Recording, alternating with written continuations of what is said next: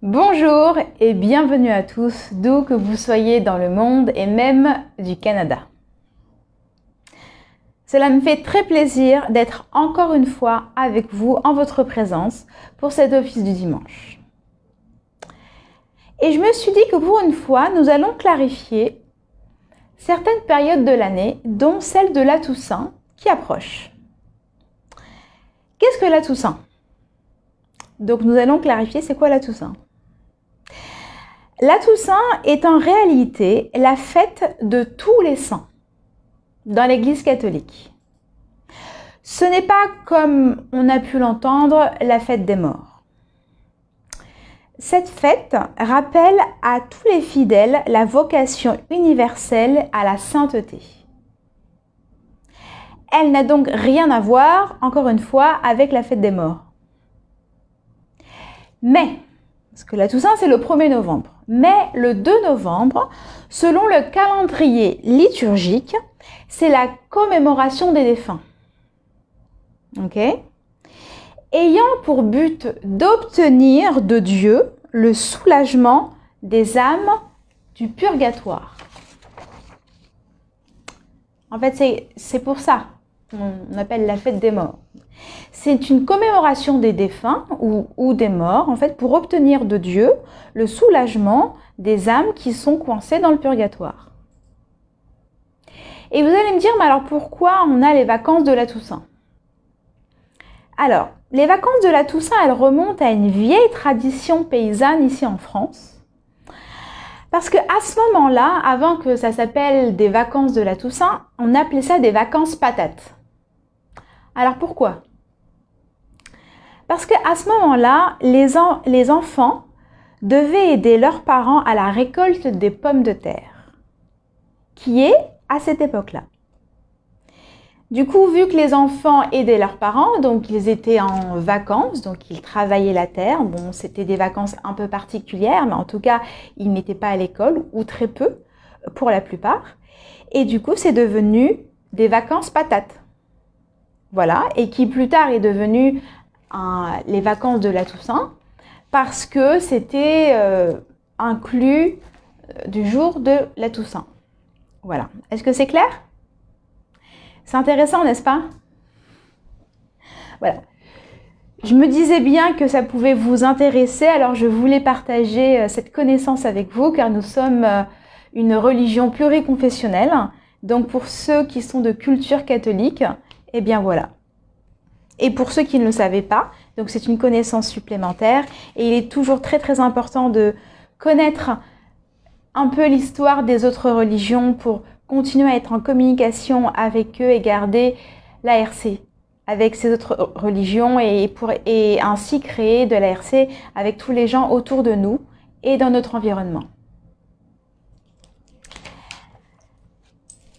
Maintenant, revenons à notre religion à nous, qui est la scientologie.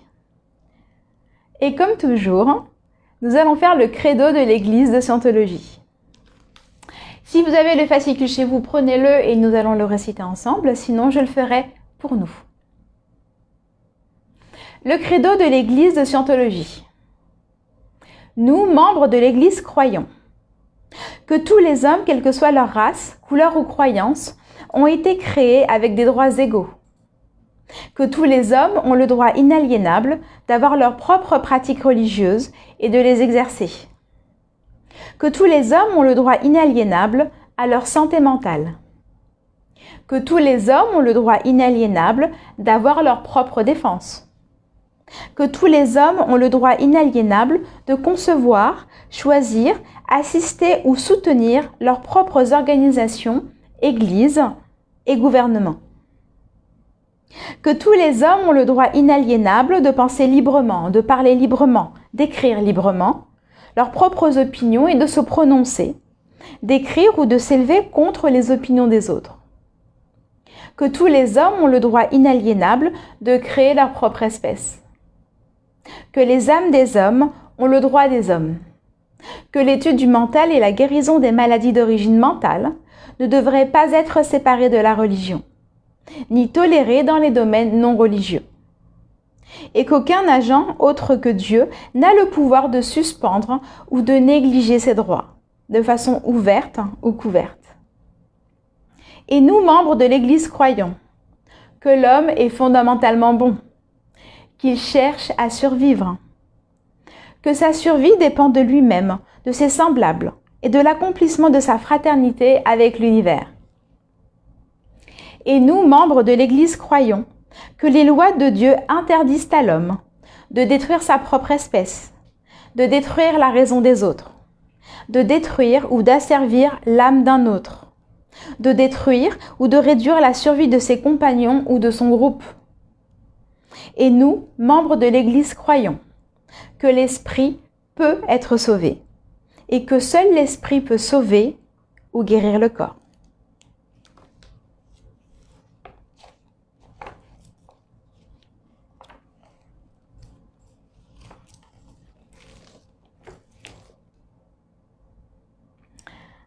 Parlons à présent de l'intégrité personnelle. Je vais vous lire cette référence et encore une fois, quand vous l'écouterez, écoutez-la dans une nouvelle unité de temps. Peut-être qu'un nouveau point de vue jaillira. Bonne chance. L'intégrité personnelle par L. Ron Hubbard. Ce qui est vrai pour vous est ce que vous avez observé par vous-même.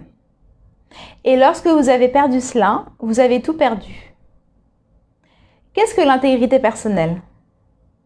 L'intégrité personnelle, c'est savoir ce que vous savez. Ce que vous savez n'est rien d'autre que ce que vous savez. C'est cela l'intégrité. Il n'y a pas d'autre intégrité. Bien sûr, nous pouvons parler d'honneur, de vérité, de tout cela, ces termes ésotériques. Mais je pense qu'on les trahirait pas le moins du monde si ce que nous observions était vraiment ce que nous observions. Si nous prenions soin d'observer ce que nous observons et que nous observions toujours dans le but d'observer.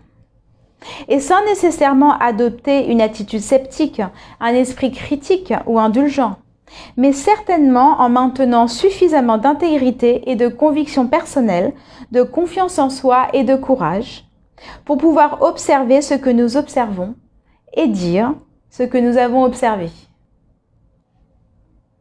En génétique et en scientologie, une chose n'est vraie que si vous l'avez observée, et elle n'est vraie que selon votre propre observation. C'est tout.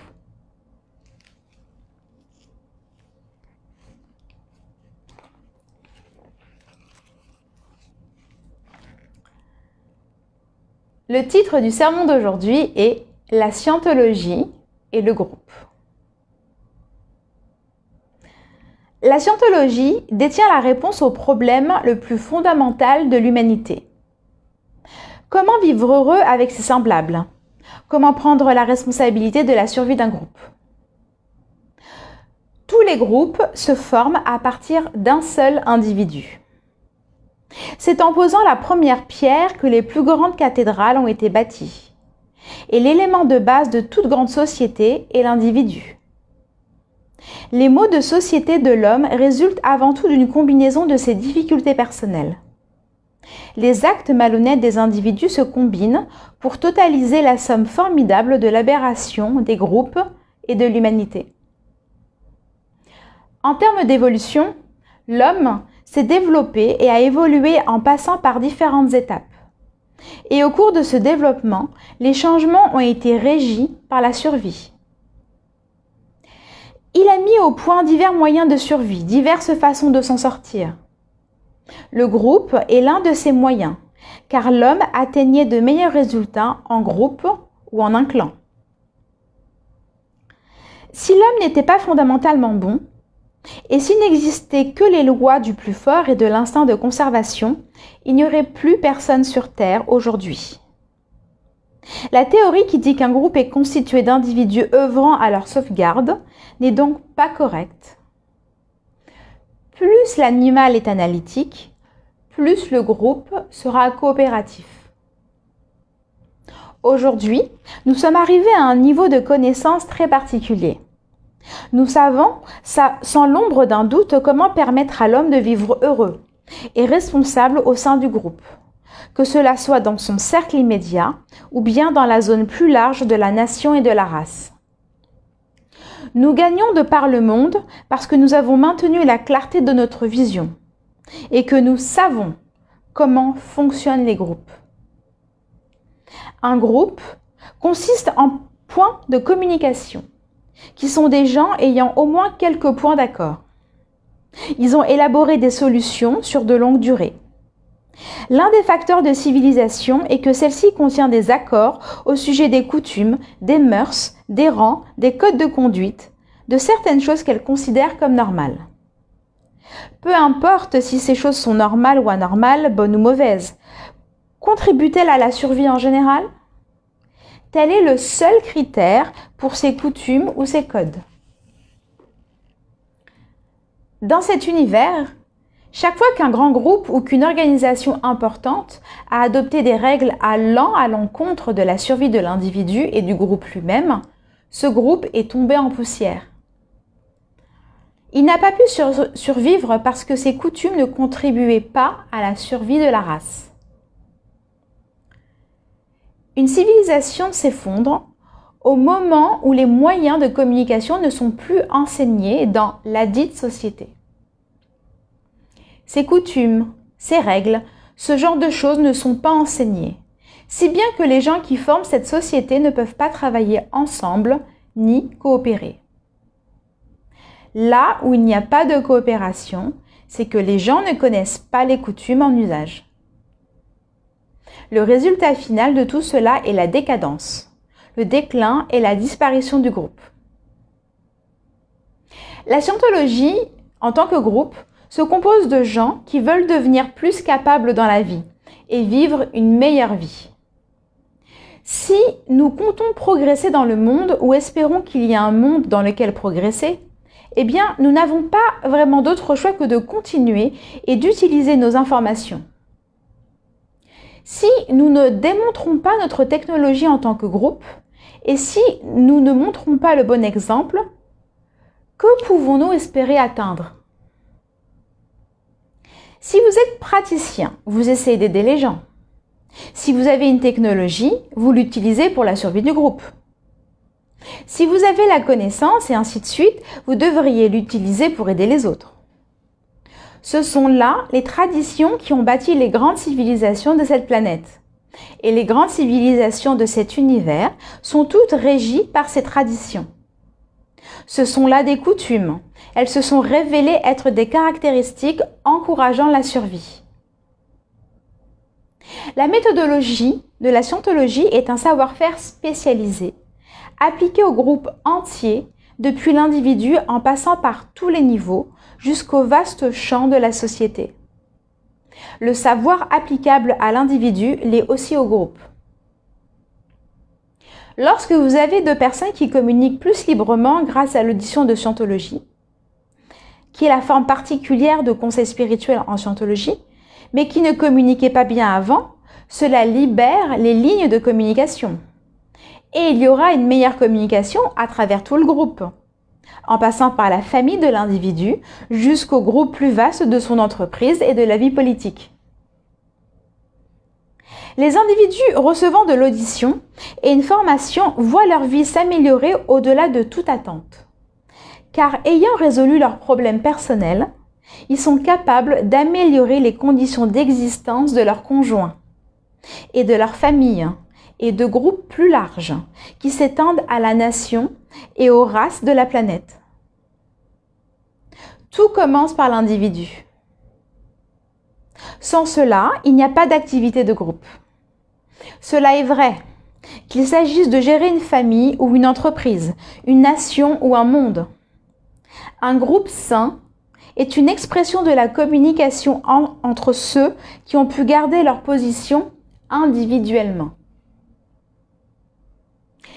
Un groupe ne peut pas fonctionner autrement qu'avec des individus capables.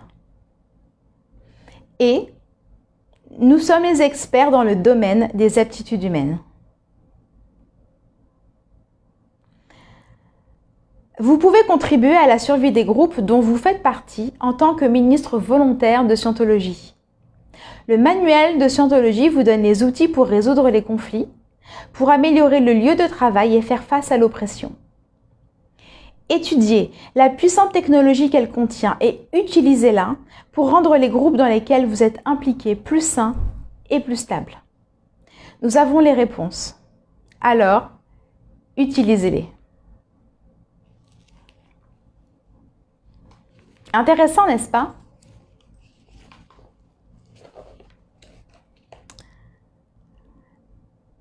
Je vous laisse réfléchir. Maintenant, nous allons faire ensemble la prière de Scientologie pour la liberté totale. La prière de Scientologie pour la liberté totale. Puisse l'auteur de l'univers donner à chaque homme la possibilité de parvenir à la compréhension de sa nature spirituelle. Puisse notre conscience et notre compréhension de la vie s'agrandir, afin que tous puissions découvrir l'auteur de l'univers. Et puissent d'autres aussi atteindre cette compréhension qui mène à la liberté totale. En ce moment, nous pensons à ceux dont la liberté est menacée, à ceux qui ont souffert d'emprisonnement à cause de leurs croyances, à ceux qui ont été asservis ou martyrisés, et à tous ceux qui se font brutaliser, piéger ou attaquer.